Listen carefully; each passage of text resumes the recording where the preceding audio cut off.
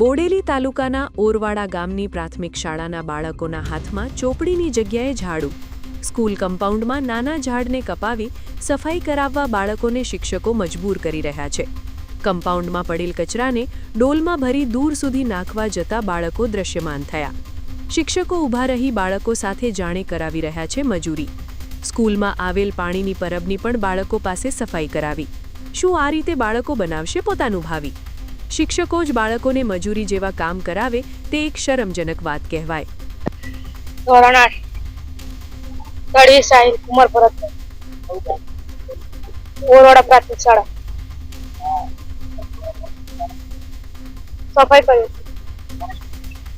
અભય sir હવે સફાઈ કરે 26મી જાન્યુઆરી આવે છે એટલે આપણે સફાઈ કરો.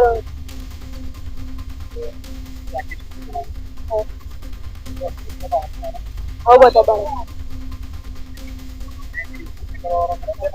ના